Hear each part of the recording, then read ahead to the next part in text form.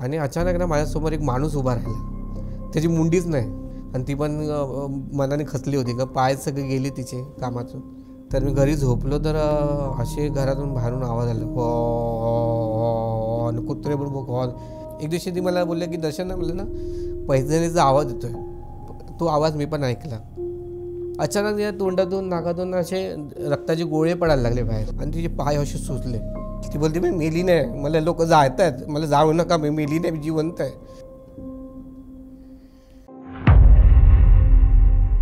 मग आईला पाहिलं तुम्ही, मग पुढं काय झालं? मी सकाळी कामाला जो लाडू तिला भरवलेला ना, तर माझ्या मामाने मेथीचा लाडू द्यायचा तिला, तर तोच लाडू तिला मी थोडा भरवला. तिला बोललं हा लाडू खा, पाणी पी, आणि मी येतो तोपर्यंत कामावर. लोक तर मला बोलतो जा कामाला. आणि मग कामावर मला फोन आला की आईची तब्येत खूपच वीक झाली. जेव्हा मग घरी गेलो ना तर माझी बहीण ॲक्च्युली माझी बहीण आणि वाईफ आहे ना, दोन्ही हॉस्पिटलला जॉबला आहे.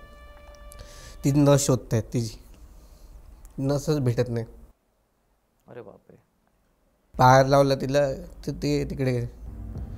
शेवटी ती बघितलं तर तो लाडू तिला मी भरवला, तोच तिचा लाडू लास्टपर्यंत होता. तो तिने वडील गेले डॉक्टरला बोलवलं, तोपर्यंत हिने जीव सोडला. शेवटी आईची माया तिकडे संपली. पण तिला जेव्हा जाळ होते ना, तर मला तीच गोष्ट आठवत होती जे ते पहिले बोलले होते, ती बोललेली. आणि ती जेव्हा ती वहिनी आली ना घरामध्ये, तर तिच्यासमोर बोलली ना, तर ती घाबरली, ती आलीच नाही. नंतर ती जेव्हा ऑफ झाली तर ती आली ती. आणि मला जेव्हा आपण कसं जेव्हा तिला ठेवलं जाळ होतं, मला फक्त माझ्या डोळ्यातून पाणी तेच आठवत होतं.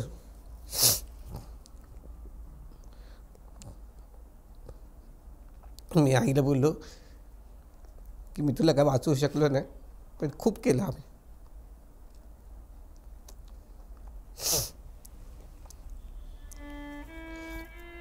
आई गेल्यानंतर एकदा ती लग्न झालं ना, तर लोक बोलत होते की लग्न आलं 1.5 वर्षाला काय बाळ नाही काय. शेवटी आईची माया वेगळीच असते. ती दिवशी अचानक स्वप्न आली माझ्या, मी झोपलेलो. ते म्हणजे आईचा इन्सिडेंट झाल्यानंतर किती वेळानंतर आई मग स्वप्नात आली? आईचा इन्सिडेंट झाला ना, जायला सगळं झालं 1 महिन्यानंतरच झाली गोष्टी. अच्छा, म्हणजे स्वप्नात आली. मी गावाला आमच्याकडे कोकणामध्ये ना होळीला जातात लोक गावाला. हो, शिमगा बोलतात. आम्ही होळीला जातो. आणि मी कोकणामध्ये फक्त शिमग्यालाच जातो. गणपती आमच्या घरी मुंबईला असतो, तर होळीलाच आम्ही जातो. तर बाकीचे कसे लोक कोकणाचा अनुभव सांगतात, पण मी तो सांगू शकत नाही, कारण मी कोकणामध्ये फक्त मार्चलाच जातो आणि असं कोकणामध्ये मला काय अनुभव भेटले नाहीत. तेव्हा तर मार्चमध्ये काय आलं, मी झोपलेलो असं, आणि झोपल्यानं मला बोलते की मी येते या, अशी बोलली. आणि मला दुसऱ्या दिवशी मला कळलं की माझी वाईफ प्रेग्नेंट आहे आणि मला मुलगीच झाली. अरे वा.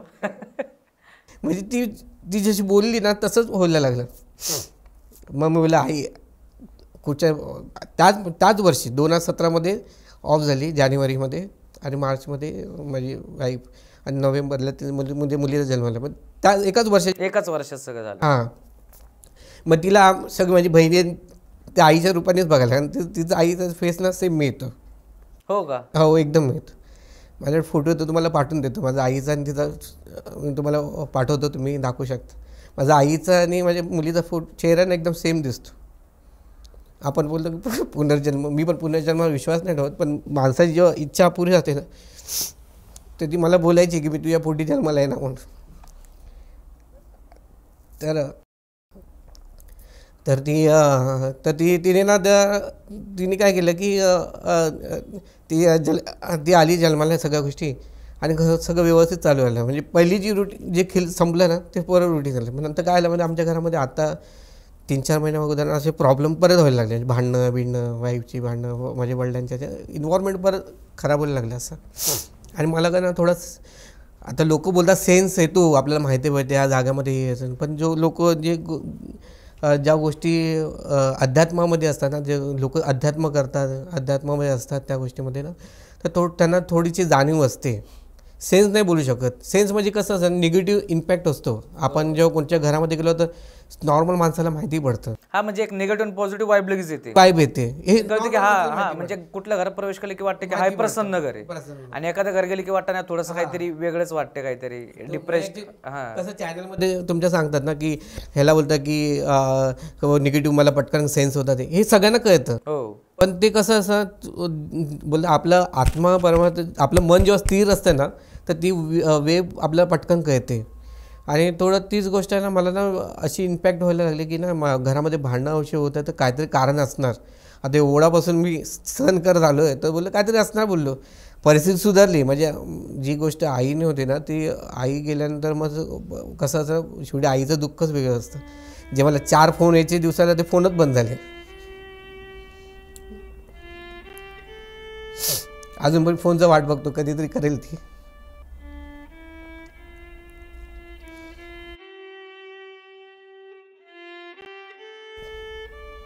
तर ती वेळ संपली. नंतर काय झालं ना, मी आमच्या सासऱ्यांना विचारलं. सासऱ्यांना त्यांच्या त्या शंकराचा वार आहे तर माझी वाईफ बोलते. आणि त्यांना थोडंसं त्यांनी गुरु दीक्षा घेतली त्या गोष्टीची आणि त्यांना सेन्स आहेत. तर त्यांच्याकडे थोडी बघ. आता मी कसं असतं ना की कोणाच्या अंगात वार आहे तर ह्या गोष्टीला मी मानत नाही, कारण का मी भगवंतांना मानतो. आणि भगवंतांची माझी गाठ अशी झाली आहे ना की भगवंत साक्षात मला सकाळी 4 वाजता बासरीचा धुवून द्यायची मला ऐकायला. ती आज मी पण गेलो होतो, एकाने मला विचारलं की तू हरे कृष्णाचं कसं ह्या गोष्टी जॉईन झालं. मी बोललो बघा मी नॉनव्हेज खाणारा माणूस होतो. नॉनव्हेज मला आवडायचं. पण एक दिवशी काय सकाळी 4 वाजता श्रीकृष्णाची बासरीचा मला आवाज यायचा.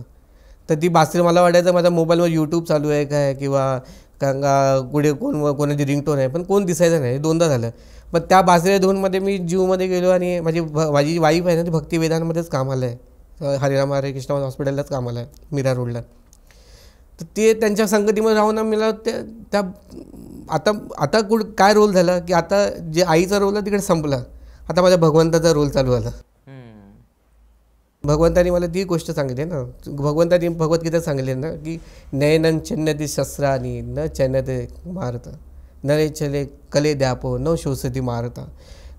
त्यांनी हेही सगळं सांगितलं की आत्माला कोणी मारू शकत नाही, ना शस्त्र मारू शकत, ना कोणी मारू शकत नाही. पण त्याला आपण अनुभव करू शकतो. आता समोर गाडीमध्ये बसलं तर आपण त्याला मारू शकत नाही. म्हणून तीच भगवंत तीच गोष्ट माझ्या लक्षात राहिली. तो श्लोक माझ्या अजून पण म्हणजे मी भगवत श्लोक भरपूर आहेत आणि तेवढं मी करतो. आता आज पण मी माऊलींची ज्ञानेश्वरी घेऊन मी बॅगेमधून आलो आहे तुमच्यासमोरच. तर ती पण मी वाचणारच आहे. पण कसं आहे की ती गोष्ट मला भगवंतानी केलं. आत्ता माझा रोल आईचा संपल्यानंतर माझा भगवंताचा रोल चालू झाला. इकडे माझं आयुष्य पुढे त्यांच्या पाठी गेलं. मग तुमचे जे सासरे आहेत ते तुम्ही बोलले की त्यांच्या अंगामध्ये शंकरांचं वार येतं, मग त्यांनी काय सांगितलं मग पुढं? त्या दिवशी काय झालं खूप भांडण. आता हे 2-3 महिन्या अगोदरची गोष्ट आहे. तर त्यांनी मला सांगितलं म्हणजे खूपच एवढी वाद होत होते की वाद होते घरामध्ये की आम्हाला असं वाटलं की आता पुढे काय कसं होईल. मी आता हे जोगेश्वरी सोडून आता दुसरीकडे शिफ्ट व्हायचं असं माझा असा प्लॅनिंग होता की वडिलांना वेगळीकडे ठेवायचं आणि वाईफला होतो तिची भांडणं. असं सिच्युएशन निर्माण झाली. आणि त्याच्यामुळे मी बोललो नाही आपण असं नाही करायचं. ह्या गोष्टी आपण चुकीचा मार्ग नाही पकडायचा. मग स्थिरता आपल्या ठेवायची, कधी पण कंट्रोल ठेवायची. तर मी काय केलं तर मी झोपलेलो ना असं, तर अचानक बाई माझ्या स्वप्नात उभेऊब आली आणि हुबेहूब म्हणजे कोणासारखी? उभेऊब म्हणजे काष्टे घातलेली बाई. आणि चेहरा तिचा एवढा क्लिअर दिसत नव्हता, कारण का आपल्याला कसं असतं ना. आणि मला काय तेव्हा स्लीप पॅरालिस असं काय झालं नव्हतं आणि मला होतं तेव्हा असं काय दिसत नाही. मी अजून पण मला होतं, कारण का थोडंसं कसं मला कोलेस्ट्रॉलचं थोडं प्रॉब्लेम होतं, थोडं कसं झोपेमध्ये असं होतात, या सगळ्यांना प्रॉब्लेम आहे. पण त्या टायमाला ती अचानक आली मला बोलते मी जी गोष्ट म्हणजे मला असं बोलायला लागली की जे मागणं आहे ना तुम्ही पूर्ण करा. माझं मागणं आहे ना मला पूर्ण करा ना, तर तुला मी घेऊन जाईन अशी मला घेऊन जाईल. मी बोला माझा भगवंत बसले, तू मला काय घेऊन जाणार. आणि घेऊन गेली सर. मी माऊलीने सांगितलं आहे जे होतं ते आपलं होतं, जे नाही ते माझं नाही. तर तू मला काय घेऊन जाणार. बोललो जा तू घेऊन जा, जे माझ्या भगवंताची ताकद आहे ना तो मी बघीन काय होईल असं मी तिला बोललो. आणि मी माझ्या सासऱ्यांना सांगितलं. सासऱ्यांना ती मला कांता बोलली, अशी कांता म्हणून मी नाव तिने घेतलं स्पष्ट. तर मी वडिलांच्या खातेबुकामध्ये एक नाव बघितलेलं. माझ्या 3 बहिणी होत्या, त्यांना 3 बहिणी होते. एकाचं ते कधीच नाव घ्यायचे नाही तिचे. 2 बहिणी होते, एका बहिणीचं कधीच नाव घ्यायचे नाही. तर त्याला ॲक्च्युली तिने काय त्या टायमाला कसं तिने मनाच्या विरुद्ध लग्न केलं आणि त्या टायमाचा जमाना वेगळाच होता. हो, खूप स्ट्रिक्ट होतं त्यावेळी. होतं. तिला घरातून बाहेर काढलं. ती काय तिला नवऱ्याने पण तिला सोडून दिलं आणि ती अशीच भटकत होती इकडे इकडे. तर ती मला काय बोलते की माझ्या सासरच्याने मला नांदवलं नाही तर तुम्ही बाहेरच्या लोकांनी तर मला करायला पाहिजे, तो मी बदला घेते. तेव्हा मला कळालं. बोललं मग तिला म्हणजे एवढी गोष्ट झाली. मग मी विचार केला की नाही, आणि मी विचार असाच करणार. तेवढ्यात आईचा फोटो होता ना, त्याच्यावरती असं फूल लावलेलं असं, तो अचानक पडला. अच्छा. अचानक पडला म्हणजे माझं तथ्य खरं पण निघालं. मग मी भले स्वप्नामध्ये असं वाटलं, आपल्याला कसं वाटतं की आपण स्वप्न बघतो, इग्नोर करतो, सगळ्या गोष्टी होतात. तो फोटो माझ्यासमोर तो फूल पडला असा खाली रात्रीच. आणि नंतर फूल पडला ना, तो फूल पडलं ते. आणि मग बोललो की मी विचार करतो प्रॉपर असणं बरोबर आहे. जी ती बाई आली ती बघितलं. तर मी त्यांना सासऱ्याने विचारलं की असं झालं आहे, घरामध्ये प्रॉब्लेम होता. म्हणजे आय थिंक घरामध्ये वाद होत असेल तर तिला काहीतरी असेल. कारण का आपण कसं असं ना, मी असं ऐकलं आहे की ह्या गोष्टी म्हणजे आपल्याला कसं आपण बोललो वास्तू प्रॉपर नसते, पण आपण जेव्हा हरिनामाचा जप करतो ना तर ती वास्तू शांत होते. त्याची घर सोडायची गरज नाही. मी माझं घर नाही सोडलं. माझ्या घरामध्ये प्रॉब्लेम होत होते पण माझं घर नाही सोडलं. मी भगवंताच्या कृपेने तिकडे नाम जप करतो, अजून पण करतो. लोक मला अजून हरे कृष्णच बोलतात. ज्या दिवशी मी सुरुवात केली नंतर लोकांनी रिस्पेक्ट द्यायला चालू केलं. आणि मी तुमच्याशी जेव्हा बोलतो हरे कृष्णच. मला ही गोष्ट भगवंतांनी दिली. मी घर नाही सोडलं. किती पॉझिटिव्ह शक्ती आली का नाही, मी त्यांना शांत केलं. निगेटिव्ह शक्तीला कोण सिद्ध करू शकतो? भगवंत नाम जप. हे ज्ञानेश्वरांनी पण सांगितलं आहे. आपल्या तुम्ही ज्ञानेश्वरी ऐकलं, त्याच्यामध्ये नाम जपहार त्यांनी सांगितलं आहे की नाम जप हे घनदाट असतं. त्या गोष्टीमध्ये मी घरी नाम जप करतो, देवांची पूजा करतो. अजून मी बाळकृष्णाला आंघोळ विंघोळ सगळं करतो. जसे लहान मुलांना करतो तसं मी त्यांना करतो.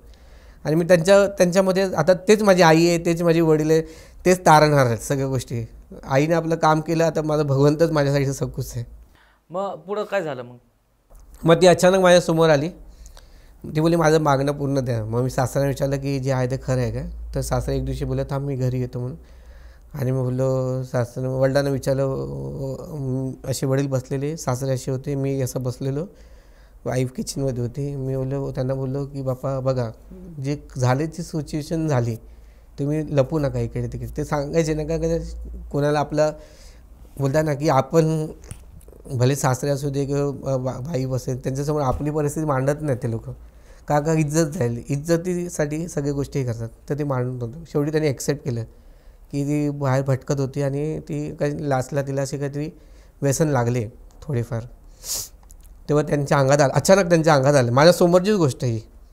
त्यांनी ते वाईफनं तांदूळ मागवले आणि काय त्यांनी मागितले की त्यांच्या अंगात वारालं. त्यांनी स्पष्ट सांगितलं की हा बोलतो आहे ना दर्शन, ते बरोबर आहे. जे बोलतो आहे त्याला दिसलं ती बरोबर आहे, तीच आहे.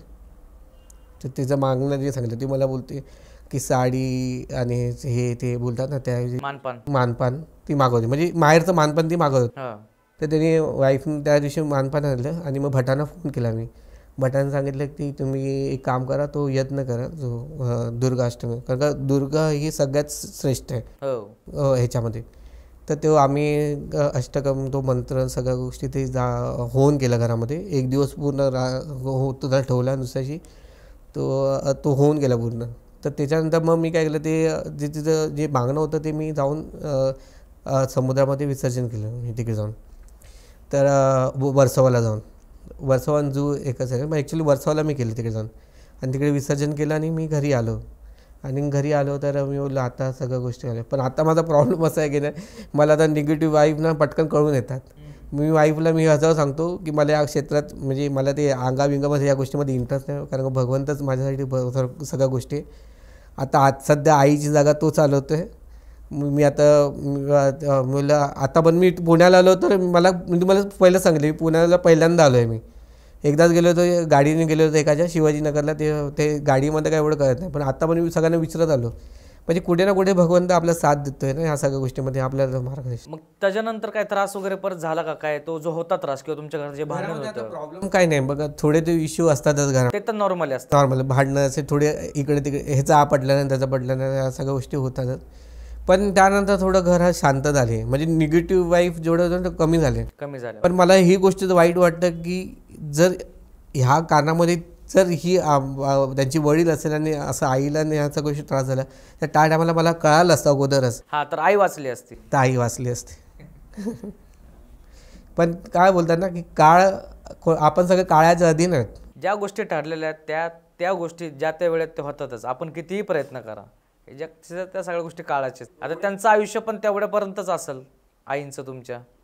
हो ना, आयुष्य तेवढं होतं, पण काय खिंत म्हणजे आपल्याला कसं वाईट वाटतं का, म्हणजे यातना झाल्या खूप. यातना म्हणजे एवढे हॉस्पिटल मी फिरलोय तुम्हाला, ते बॉम्बे हॉस्पिटलपासून ते KM पासून ते म्हणजे ब्लड तिच्या शरीरात नसतं, आम्ही KM पर्यंत ते ब्लड आणायला जायचो. एवढं सगळं करून घर सांभाळणं, एवढं घर करून पण रिझल्टच 0 आला. तर आणि कसं असं शेवटी तुम्हाला ते सांगितलं ना की ज्या टायमाला 4-5 फोन यायचे ना, ते आता फोनच येत नाहीत. आपण असं होतं. बरं, तर मित्रांनो, हे होते दर्शन सरांचे खूप भयंकर अनुभव होते. त्याच्यामध्ये त्यांच्या आईला त्यांना गमवावं लागलं. ह्या जर गोष्टी थोड्या आधी कळल्या असत्या तर कदाचित ते वाचवू शकले असते. तर ह्या व्हिडिओतून तुम्हाला काय शिकायला भेटलं नक्की आम्हाला कमेंट करून सांगा. तर चला आता आज इकडंच थांबूयात. धन्यवाद. जय हिंद, जय महाराष्ट्र.